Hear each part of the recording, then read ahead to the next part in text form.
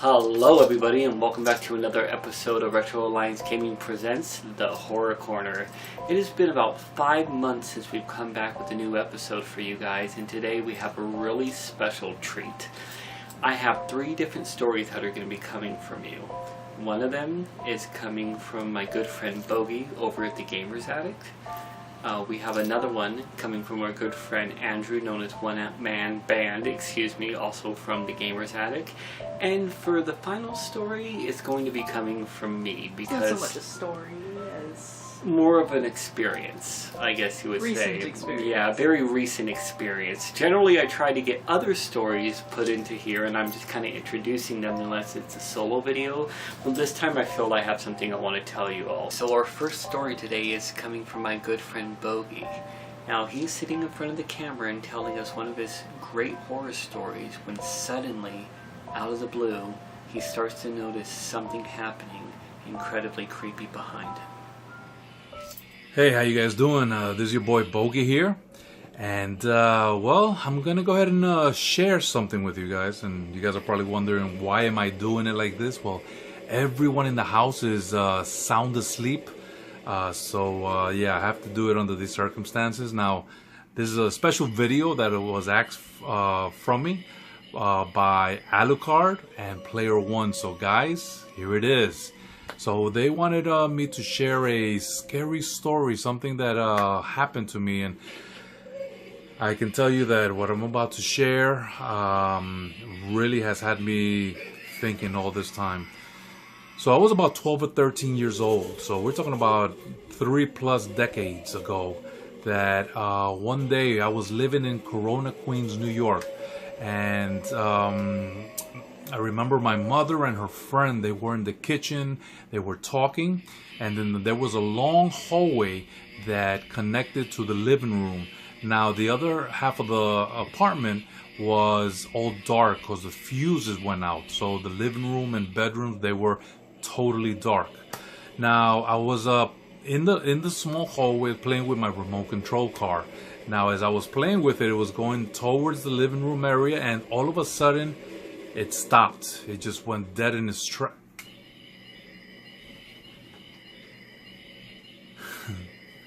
Okay, so the remote control car just died out. So I very slowly, at 13 years old, kind of scared, I went ahead and reached out to grab the remote control car. All of a sudden, I felt like a force pulling me towards the darkness, and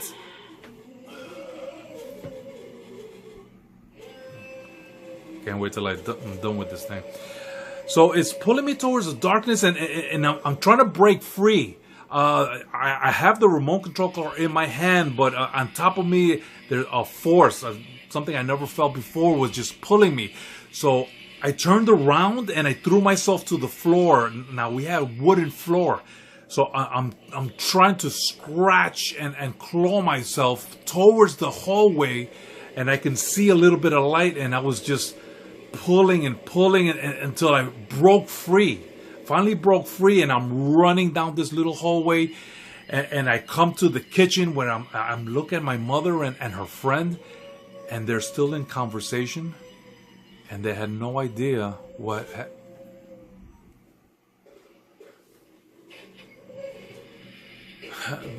they had no idea what had just happened to me. So I look at them and I just stayed quiet. And I never shared that with anyone ever again until today. So there it is, guys. Alucard, Player One. You guys got one out of me. I never remembered this story until now to share with you guys. And you know what? I'll tell you this, I'm so glad that nothing like this has ever happened to me again.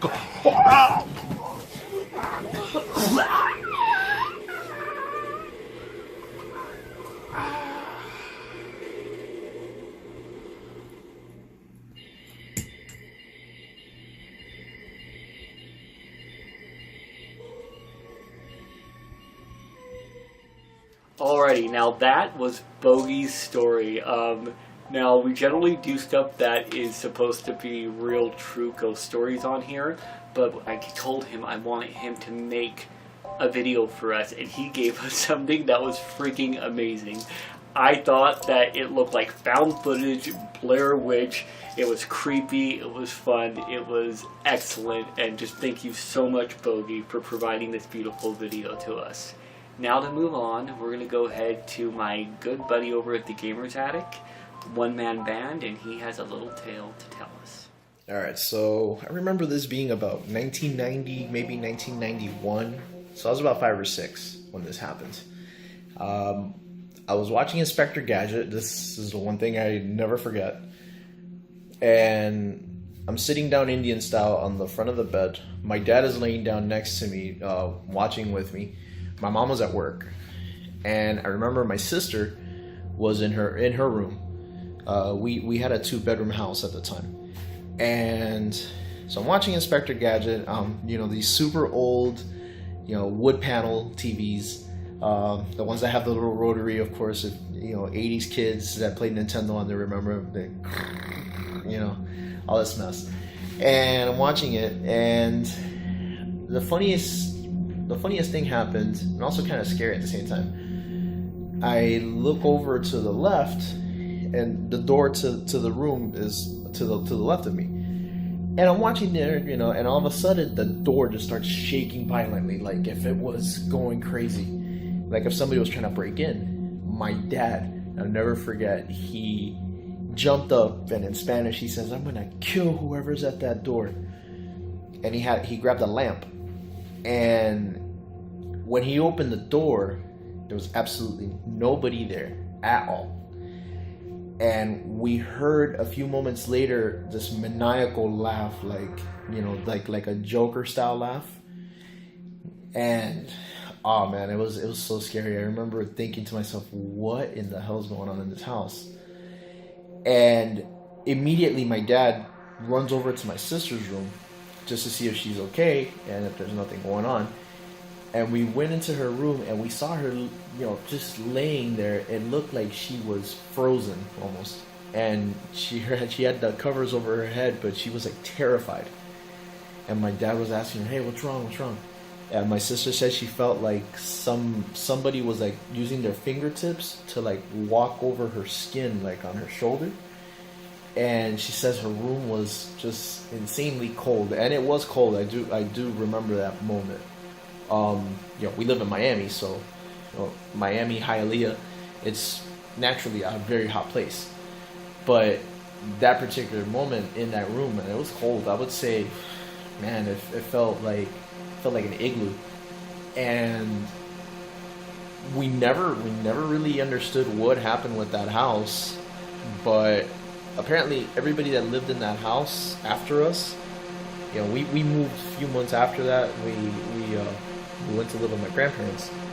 Shortly after that, every person that lived in that house didn't live in that house longer than 2 years. There was always something that happened where they either lost the house for undisclosed reason, somebody passed away. Just that house never. I still pass by that house to this day. I see it, and it looks completely normal on the outside, but on the inside, my sister always complained in her room that there was like people whispering in her ear, and when she slept, and if somebody was trying to like grab her and stuff like that. It was super weird. Haven't really had anything quite like that happen since then. I guess the only thing that I could say that's happened to me after that was sleep paralysis when I was 21, so back in 2006. This is right when I moved to North Carolina. And I've had episodes of sleep paralysis where I'm like twisting and contorting in my sleep, and I can't move. And then I come to hear some time later that there were people that have stayed at the house after I moved back down here to Miami that have slept in the master bedroom where my grandparents live, and that people have felt something tugging at their legs, like at the covers. And one of the guys woke up and looked to the side and saw like a shadowy figure with could barely tell out a face, just the eyes, and it said the eyes were like almost red, and that right when he looked at her, he says it looked like a female figure, that the figure lunged at him and like tried and choked him and stuff like that. He says in the morning he told my grandfather, I'm not staying here again. Thanks for your hospitality, but this house is too scary for me. And I lived there for 5 years. I never had an episode of that, but I did have sleep paralysis episodes. I don't know if they were linked, but anyways, those were my stories. Might not kind of tame maybe compared to others, but hey, they were my personal experiences. So thanks a lot, guys. I want to thank One Man Band for making this video for us. When he was working on this, there were a few issues back and forth trying to get the video over to us. I swear something about this video seems to not want to get made sometimes. And he kept working at it, and he fixed everything, and he brought us this fantastic video with this great personal story, and I just want to thank One Man Band so very much for providing that to us. Thank you. And other than that, we're going to go ahead and go into the final story, which is coming from yours truly. So today, my story is going to be a little bit different, and it's going to be a lot more recent. Usually when I'm thinking of a personal story I'm going to tell you, it's a solo video, and it's from years past. But something happened to both me and Etno recently, and it was incredibly creepy. And in fact, even as we're filming right now, we're noticing little weird things that are going on. So I want to go ahead and try to explain this to you. For you guys out there who actually watched the Pac-Land review when we were filming that, we filmed it obviously in different segments and edited it in different segments, and there was one point where Etna was on the bed, she had headphones on, and she was just editing a video away. This was probably sometime at around, I'd say, 2 o'clock in the morning. Nobody in the house was awake, everybody was asleep, the television wasn't on, there was absolutely zero noise outside. It was just me sitting in front of the camera and doing 2 different scenes from the Pac-Land review. On one of the scenes, which I'm going to put up so you can see right now, I'm sitting here rubbing the TurboGrafx on my face and doing kind of a dorky Well, you were about to do thing. that. You sat down to do that. Yeah, you see that, and me rubbing it on my face. During that video, I was actually sitting down and getting ready, so obviously you don't see the beginning part when I turn on the camera, sit down, get myself composed, and I start filming. When I was editing that video, I cut that entire part out. I didn't even bother listening to it, okay? And then I went straight to the footage I had, and I passed it over to Etna, and she did her magical editing like she always does, and we went on with everything. The next day, she starts editing these videos, and she's going... I was editing the Nugget video. The Nugget Shenmue video. Yeah, the Shenmue video. And I was looking through the files to find the right video, but I clicked on the one from the Pac-Land review instead. Yeah, so she clicks on this video, and I look over at her face, and her eyes literally just get really, really big, and she looks incredibly creeped out, and I'm like, what? Like, what's going on? Okay. And she just kind of stops everything and freezes. I saw her frightened, like the hair lifting up off her arms, and I'm like, okay, what the heck is going on? And she asked me, is there a television on in the background? Was anything going on? Was there anybody talking, this, that? And I'm like, there was nothing going on. I know there wasn't, no because noises. It was 4 in the morning, and nobody was up. Yes, we both determined that there wasn't. So she gave me the headphones, and I put them on, and this is what I heard.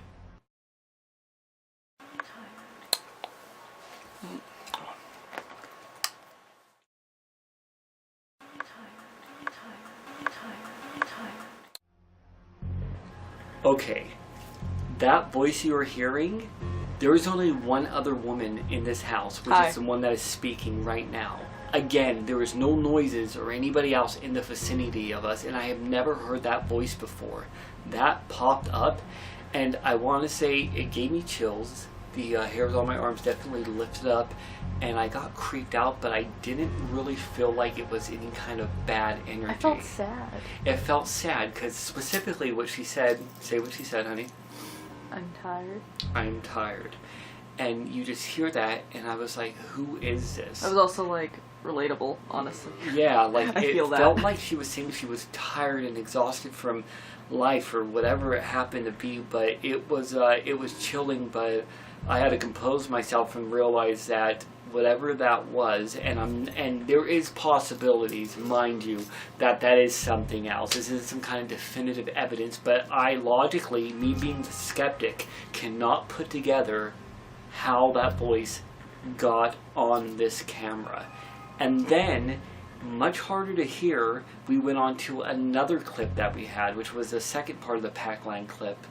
And if you listen very carefully, we're going to turn it up. This is what we heard.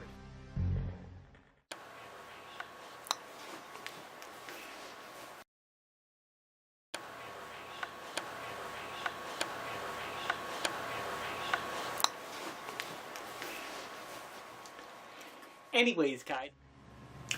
Okay, you will notice this time we heard a male voice. It was very quiet. I hope you were able to actually pick up on it. And It's also really fuzzy. Oh, and really fuzzy. And what was that he said? Impatience or something like that. That's what I heard. I heard impatience. So guys, that's pretty much all it was. This happened to us recently. Since this point, you know, you get a little creeped out, but I became also very intrigued, and I didn't feel anything negative. I just felt like there was something or somebody around that maybe wanted to make... The camera keeps focusing on things behind you. It will not stop. That is just... After I covered the thing over there, and it keeps... Another thing, guys, that keeps happening is the camera keeps focusing like another face next to me.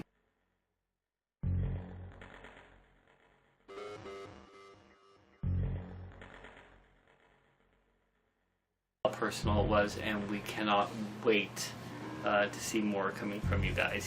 You creep me out. It keeps focusing on something in the background. Okay, I In don't the care. mirror. Let it do that. Just let it do that. Where if you stop freaking me out this bad, I want you to be able to do it. Let it focus on something behind me. It's fine. Well, I'm Okay. creeped out. You should be. At least it's in the mirror. Okay, well, there's reflections in the mirror. It's not his face. Okay. Well, I don't know what to do. Distracted.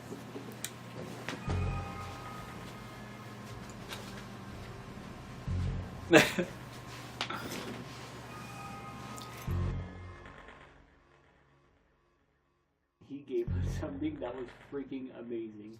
I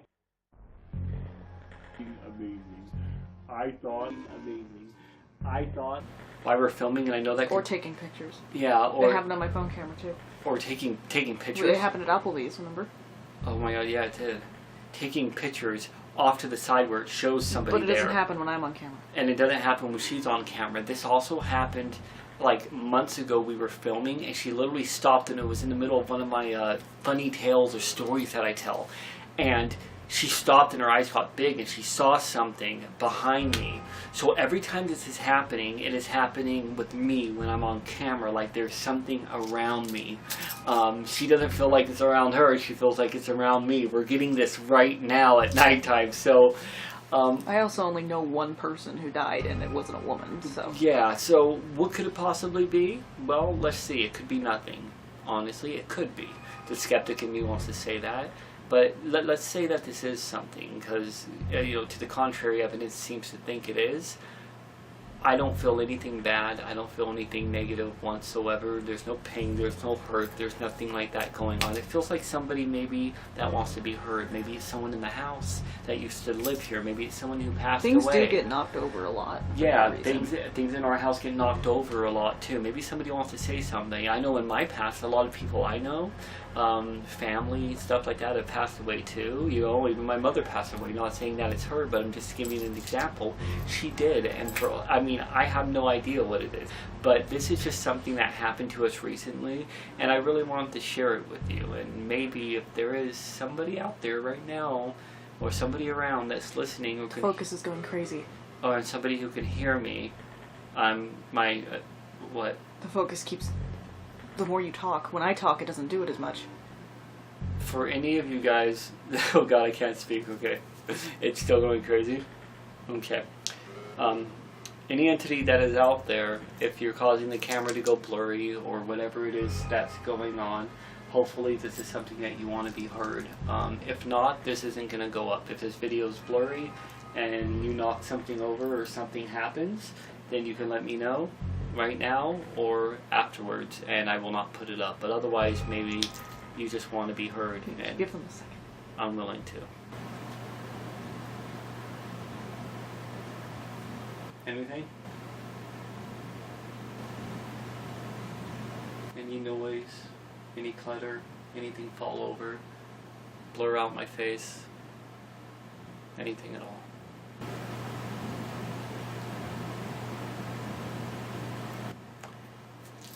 See anything, honey? It stopped. Okay. Well, what I'm gathering is maybe whoever this was, or whoever this is, wanted permission, me to ask permission, and I did. Let me know what you think. I want to know what you think personally of the story, of what I've told you. I want to know if you've ever experienced anything like this before in your life. If you think this is something that could be real, if you think that I'm an idiot and it's just some kind of photo thing with the camera grabbing onto whatever's around me, what do you think of the voice? Let me know down below. Other than that, guys, I just want to personally thank all of you for sitting here and watching the Horror Corner with us today. I hope you will stay tuned for further videos that are coming up. There's some very interesting stuff, from goofy to dark and very fun. I hope you enjoyed this very special episode of the Horror Corner. I want to give a personal thanks to Bogy and One Man Band from the Gamers Attic for providing their awesome stories here at Retro Alliance Gaming. Both me and Etna really enjoyed them, and I hope all of you guys were able to enjoy them too. If you did, please do yourself a favor and go check out their channel. I'm going to put a link below in the description. My best buddy in the entire world runs his channel. It's very kid-friendly and awesome, and I think you will all enjoy. And other than that, my friends, as always, until next time.